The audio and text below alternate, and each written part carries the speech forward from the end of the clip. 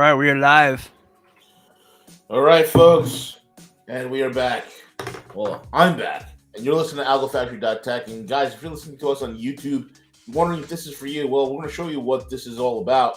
We have a very special guest here today, and is an individual that's been part of us as a member, as a client of Algo Factories. He's been through the rigmarole. He's been through the back testing, and oh my God, when we talk about testing, this is an individual who's been through it, folks, and got the T-shirt. We're going to show you how you don't need to be some sort of super genius expert, but to just follow the system we've set up for you, and you will have success. And you can join us, guys, for less than the price of a bottle of water per day. That's $1.66 per day. Join Algo Factory today. Click the link in the description box, scan that QR code, and be a part of this amazing community of traders. And with that being said, Cowboy, let's get into it. All right, this is going to be a cool show today. We got Zed on with us, and Zed has been a client with us. Zed, first of all, before we get too far into the show, Zed, a little housekeeping.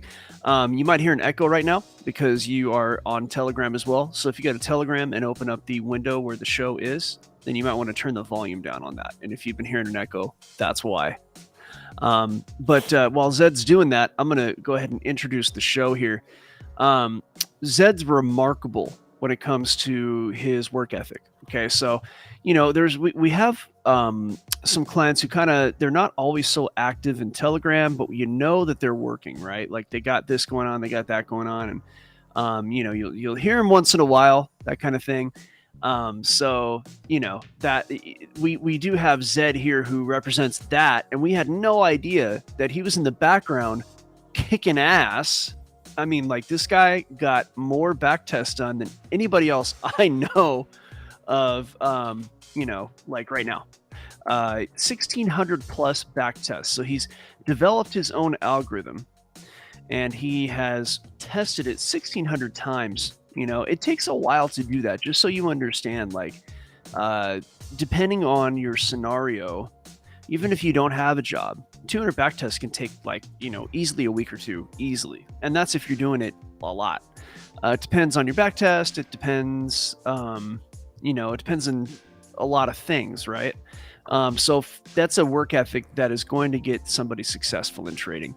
Trading's success is going to be entirely dependent on your work ethic. So we're going to get a little bit more into that. I don't want to make this too lengthy of an introduction. I want to talk to Zed here.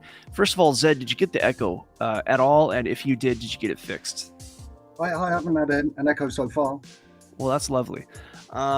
So Z, why don't you just tell us a little bit about yourself and your experience with Algo Factory, and we'll just kind of warm everybody up to the wonderful man that you are. Yeah, sure. Let's have a quick sort of synopsis of my Algo Factory journey. So I'm a self-employed builder. When I started the factory, I was working full time. I was building a house. Now I knew I'd be finishing that house in a sort of a couple of months or so, 2-3 months from when the Algo Factory started. So my plan was at the time to get my hardware together, get TradingView, start to learn how to use that, research my indicators, and so in short, just sort of get ready for back testing when I finish my job, which I did do. So come sort of mid-September to late September, I started back testing. Yeah, and I've been away ever since. I ended up having a little bit more time off than I expected, which is okay, and I just kept going. And obviously, I had my review. So if I go back to the start of the testing, if you like, my initial problem was actually, obviously, I had no idea what the rules were, but that was another sort of infinite sort of problem to think about. So what I did was I trimmed down the testing process slightly so that I could, generate quite a few tests, so I could start to get a feel of what the rules were going to be, what was and what wasn't, and gradually eliminated that, trying to refine things. And I suppose I did sort of 800-900 back tests or so before you reviewed my algo, and then I went again. So I'll stop for a sec in case you got any questions, because I might be losing my track. No, you're good. So just to just kind of familiarize the audience who might not be understanding of what we do. Okay, so we help people build algorithms, and algorithms are nothing terribly fancy. I know it's a fancy word, but the reality is, it's just a methodology of trading. It's just a way to trade, is all it is. Anybody who has ever traded successfully is using an algorithm. I would bet folding money on that. So, go, if anybody watched the recent video I put out on YouTube, like, it's going to the store is an algorithm. It's just when certain conditions line up, you take certain actions. That's all it is. Tying your shoes is an algorithm. So what we've done is we have translated that over to trading, which has been done many, many times. And we actually use some pretty much free or very, very cheap technology to enable people to do what it used to be the only very wealthy people could do. Like we now have the technology to do this, and people don't know that. People don't know that, like, maybe 10, 15 years ago, only the wealthy could do this, right? To the level that it's being done. But the tech's in our hands now. So, and before everybody else finds out about it, we want to get you in on, before the crowd, right? Because this what we're doing right here, this is going to go it's going to catch on in like maybe 5 years, maybe 2 years, whatever it is. And that's fine. It might be a good thing, but you want to be ahead of the game. So look, Trev has figured that out. I'm going to actually put his algorithm on my own screen here. Let's say Trev, or Mr. Trev. Who's Trev? Zed, Algo. Okay. So we use, you won't see it on the screen just yet, because I'm going to actually bring up Zed's screen here in a few minutes. But what Zed is able to do is, through our software, not our proprietary software, but the software we use is called TradingView. Okay. And Zed has sent me a copy of his algorithm so that I can see what he's talking about from my own end. He's also sent me a copy of his back test and everything else. The work he's done is phenomenal. It's absolutely phenomenal. So I'm going to go ahead and take a quick break from the conversation. I don't see too many comments just yet, so we don't have to get into that. If you are watching on YouTube, please give us a like, give us a subscribe, a follow. If you're on X, please follow. Do all that cool stuff, right? All that YouTube-y, XE stuff. Do that for us. All right, cool. So, Trev, go ahead and share your screen if you could. Okay. I will bring that up. If you have any questions on that, let me know. We know we talked about how to do that already. Yeah, one moment. Okay, I've come to share screen.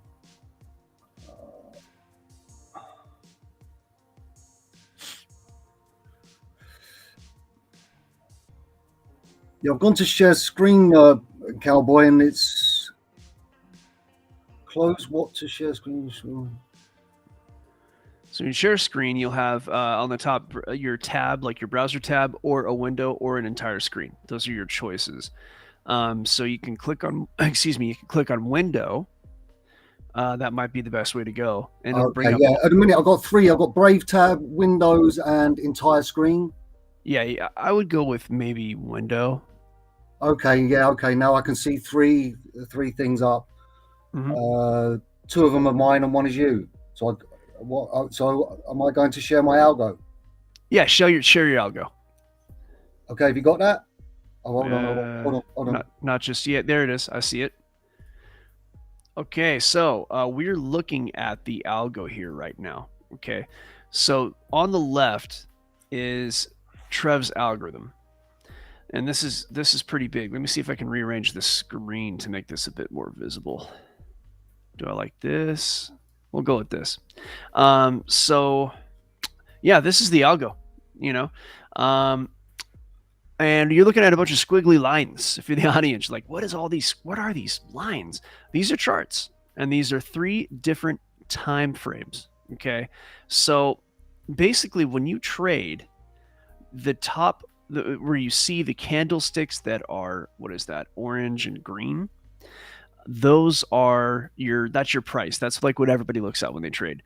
Below that, these different kind of graph type, squiggly lines, we'll call it, those are indicators, right? If you've been watching Algo Factory, you've been following us, you'll know exactly what those are. And what we do is the bottom part of the screen is a mathematical representation of the price data that comes from up top. And so we're able to use that data on the bottom to predict where price might go. And while that might seem a complicated thing, when you break it down piece by piece, it is actually not complicated at all, right? And this is what we do at Algo Factories. We make this kind of easy. We dispel the mystery that comes along with looking at all this data on the screen. So Trev, let's go ahead and look at these one at a time, right? So when you look at this screen, when you click on one of them, on the far bottom right, next to where it has the time 14:02:30 UTC, you'll see that expand arrow. So let's go ahead and expand the screen just to look at the at one of these time frames at a time. Okay, one moment, Cowboy. I'm just. You roll your mouse down. Yeah, no. What I've done is I've it's gone off the live. Anyway, I've just gone back onto my computer to get it. Is that gone full now? That's it. Right. Okay. Okay, so we'll try to talk about these time frames one at a time, so that the audience doesn't get too confused there. And right now we're looking at this. What is that, about the 12 hour? Just over 10 hours, isn't it? Yes, around the 10-12 hours time frame. Yeah, this would be your high time frame bias, right? Yes. Yeah. Okay. So it's as far as I can tell, this was I suppose a more modern version of the MACD.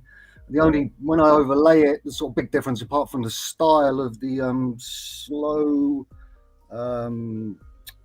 marker, is the fast. What you see in that line in the middle between the white and the pink, which I'll call I call it a DMI, because when I overlay it, it's sort of similar to a DMI, but it could just be classed as the fast. Sorry, I've lost the word. Fast. The fast rhythm of the indicator. What's the correct word I'm looking for, Cowboy? Yeah, you're looking for like the leading, like sorry, almost like an EMA, like a faster EMA. Yeah. So you've got here, the audience may not know. So in MACD, you've got a slow signal. You've got your histogram, which you might want to class as a medium, and then you've got that faster moving line, the white and pink line you see in the middle. So you basically have more or less of its own little algo for the high time frame bias.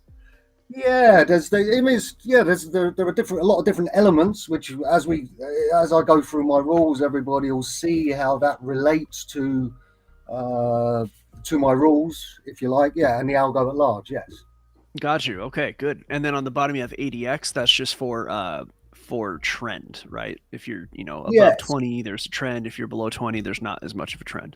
Yes, I mean that's something I've picked up on, especially from watching you use the ADX in many different formats, and it just seems like So I just seems like quite a useful one, not a key part of the algo, but just sometimes gives me sort of an extra just filter or confidence to make a trade or not, Oh yeah.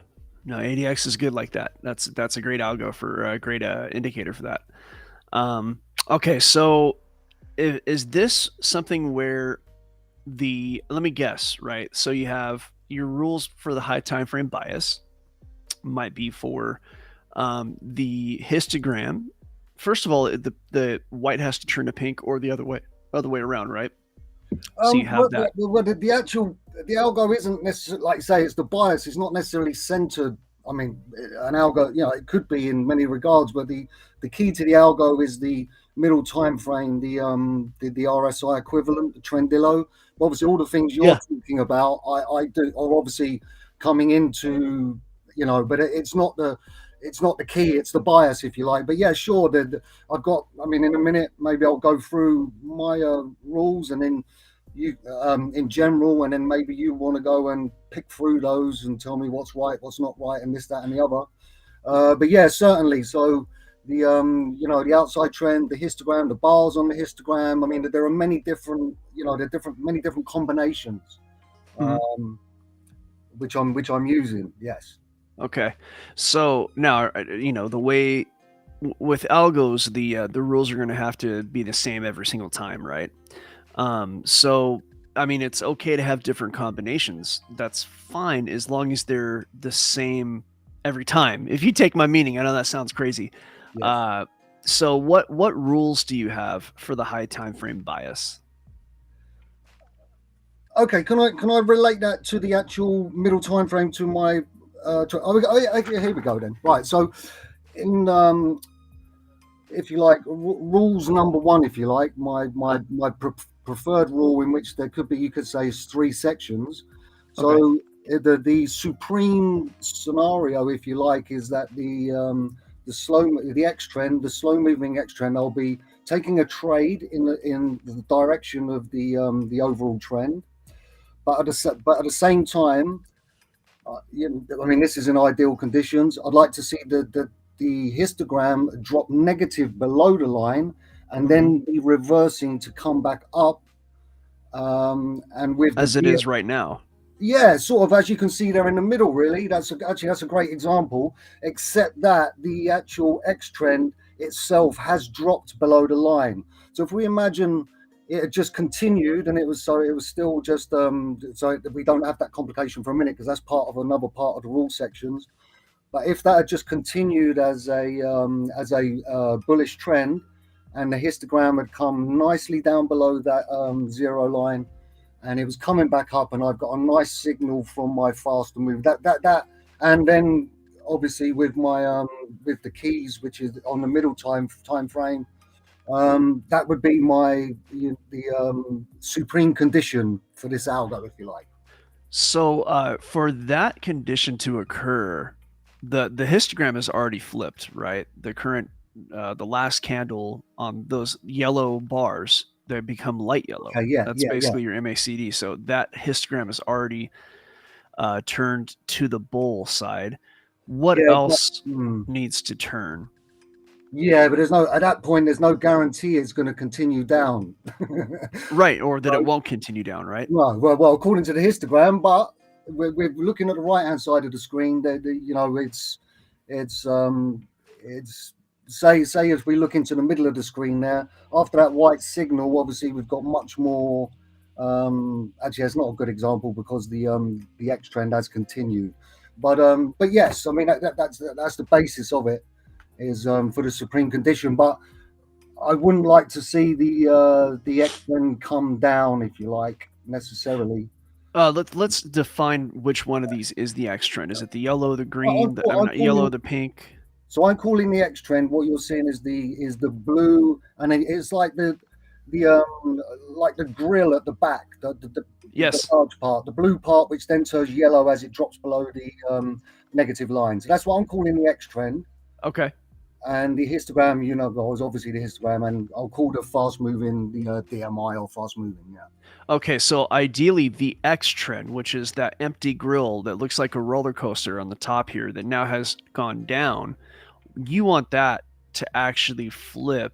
You want it to go below that center line, and then you want it to flip upwards. Is that correct? These are conditions that come sort of later in my rule set. But as for a general first rule, if that X trend had just continued without flipping below, but I then still had a histogram dropping below, do you know what I'm saying? Yeah, I do. Yeah, the X trend Yeah, stays so up top. that would be almost like, if you like, a continuation trade, and I suppose probability wise, I'd see that as being very good. Whereas with the X trend dropping to the center line here now, which is okay, but that gives me other things I might need to contend with, because the actual trend may actually be reversing, if you see what I'm saying. Here's what I want to do. So, because I have I do this a lot. Let's see if I can. I'm going to help with the explanation here. Okay. Because you'll find that for me, everything's got to be extremely, defined with this. There can't be any flim flammy. I need rules, right? Otherwise, we don't have any basis. So I'm going to draw here. If this X trend were not to go below, let's define the zero line, of course, like for those who might be unfamiliar with this.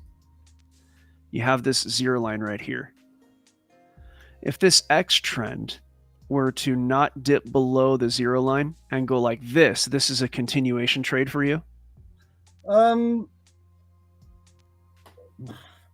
Yes, well, I mean, I prefer it. I mean, for the first, if you like, this, as I was just on the first of the supreme, I mean, the rules, the X trend, I mean, if it hadn't dropped, if it continued, and I still had a negative histogram, that would be the ideal condition. This condition where my X trend is dropping it's the third part of, if you like, the section on my first of rules, where if you like.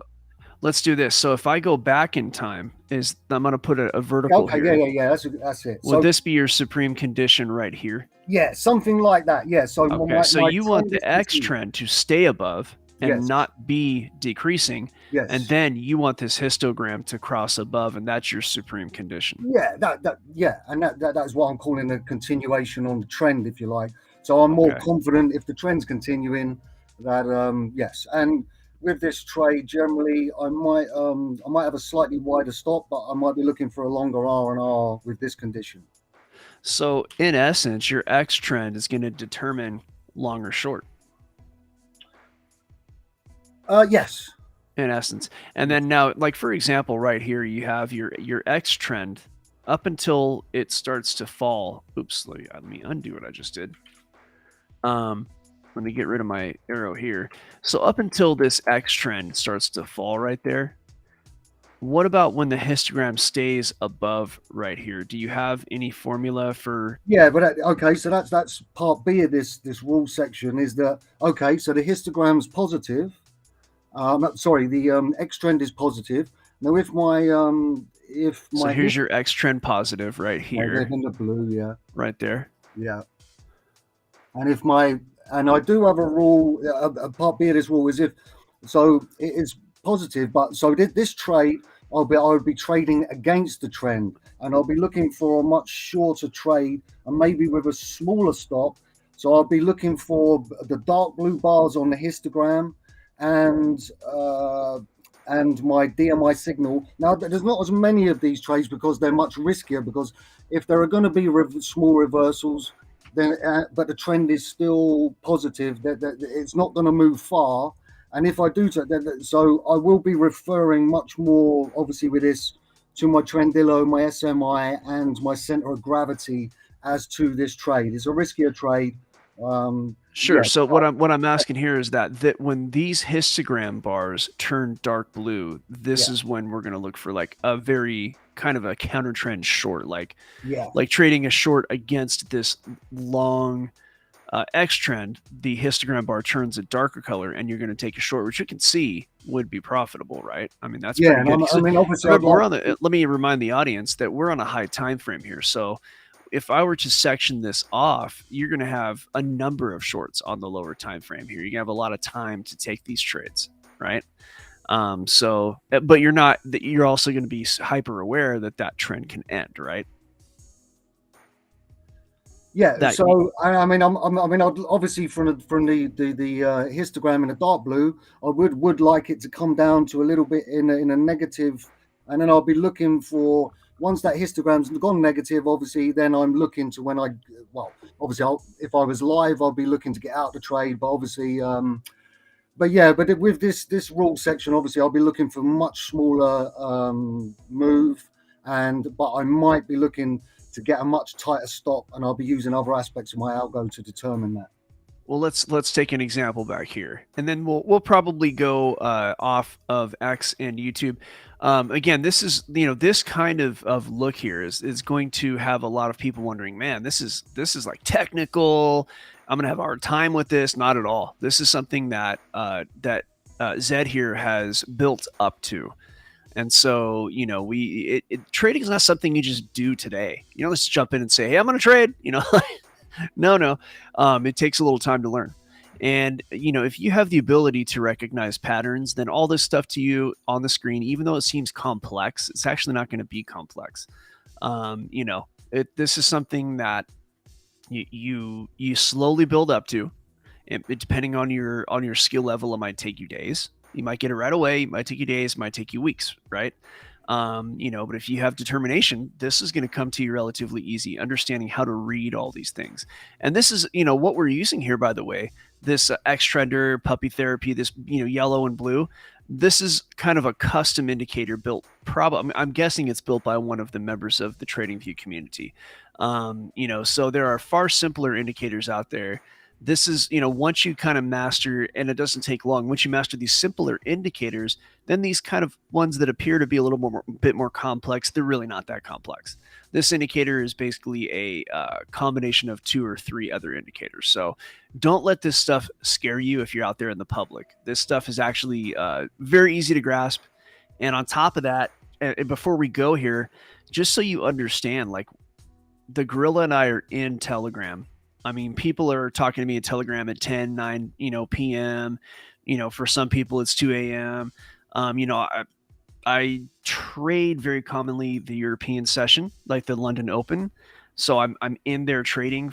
You'll see me from time to at least a couple times a week. I'll be there. I'm always on at this time doing these shows, and then afterwards for the New York Open. I'm very, very often trading in the Asian Open. I trade a lot. That's what I do. So, when these kinds of indicators are kind of discovered, it actually becomes something really fun. You're like, oh man, how can I put these together to make this algo? And I can tell right now from just the little that we know of Trev's algo that this is going to be pretty good because, I'm starting to understand the rules. And the next piece of the puzzle after we hop off of YouTube and X is going to be talking about what this pink and white line is in the equation. But before we do that, I'm going to just redefine that I understand properly what Trev's doing with the rest of these. So, Gorilla, can you go ahead and, first of all, everybody, if you're watching on YouTube, do the like, do the subscribe, do the follow. If you're on X, follow. Please do all that stuff for us because that helps us out. It's, helps us out the algos. And if you're watching this after the fact, and if you've made it through all the indicator gobbledygook, then please go ahead and leave us a comment if you have questions, stuff like that. So, Gorilla, can you give us that Gorilla send off so that we can hop onto the private? Absolutely. Listen, guys, thank you all for joining us. And listen, you saw a little sample of what we do and what our clients are able to learn and achieve. And folks, look, there's more to it. There's so much more to it, especially 2024. This is the year to get your house in order. This is the year for you to make a difference in your bottom line. Join us today. Scan the QR code. Hit that link in the description box for less than the price of a bottle of water. $1.66 per day. We're going to show you how you can turn your life around. Join us, algofactory.tech. Cowboy, let's go private, buddy.